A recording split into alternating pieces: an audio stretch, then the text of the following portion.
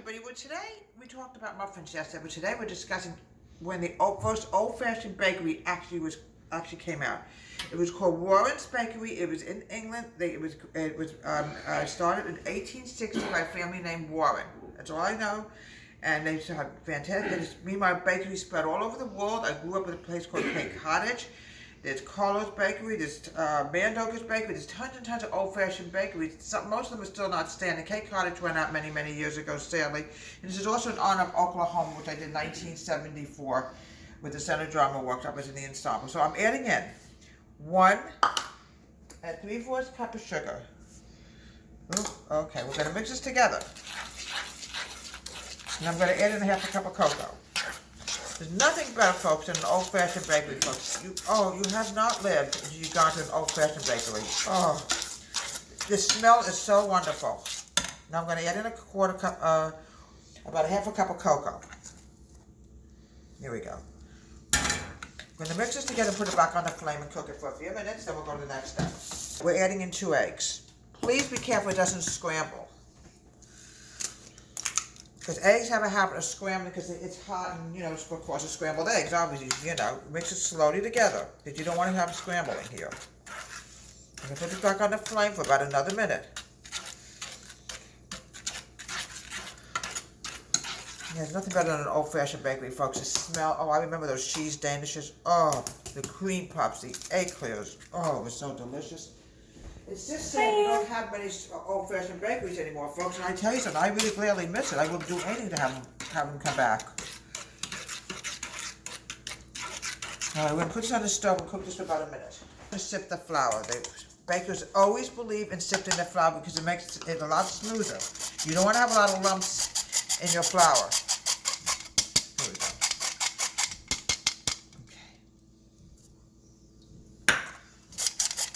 1 to 1/2 cups of flour.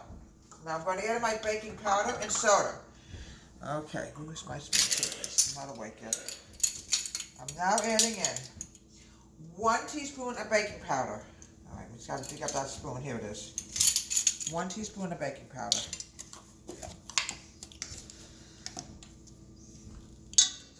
Here we go. I'm now adding in 1/4 teaspoon of baking soda. You have to add in both in this, okay?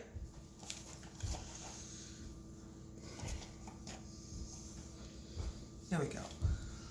I just have to grab my whisk. All bakers, folks, have whisks. Did you know that? I know everything is in my kitchen. It's unbelievable how I find things. Now I have to remember one thing. I have to add a cup of milk in. There's milk chocolate cake like brownies with walnuts. Make sure we have enough milk in here. Okay.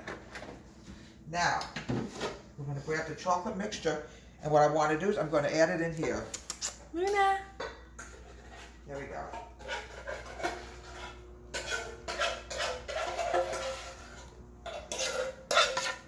We're going to mix it together, and I'm going to add in the milk in a minute, because it's going to be extremely dry without the milk. Mix it, mix it, mix it. It's a lot of arm movement.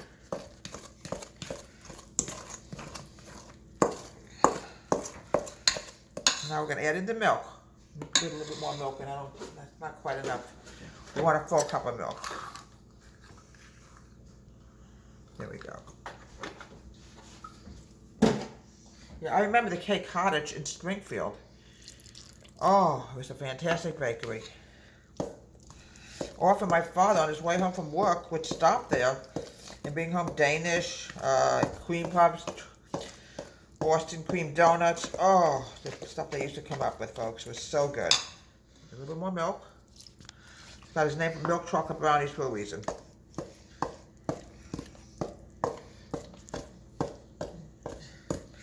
Nice loose batter. Now we're going to add in the nuts. A lot of these old-fashioned bakeries believed in having nuts mixed in with their brownies. It can be whole walnuts, it doesn't matter. We're going to mix this together. Grease your cake pan. Here we go. This is going to rise. It's going to be delicious. Oh, now sometimes on the bottom you will find flour mixture. Do not worry, just mix it together. All right, we're gonna pop this in the oven and we're gonna bake this for about 25 minutes. And here we have a delicious homemade, look, the steam is still coming out of here. This is in honor of old-fashioned bakeries.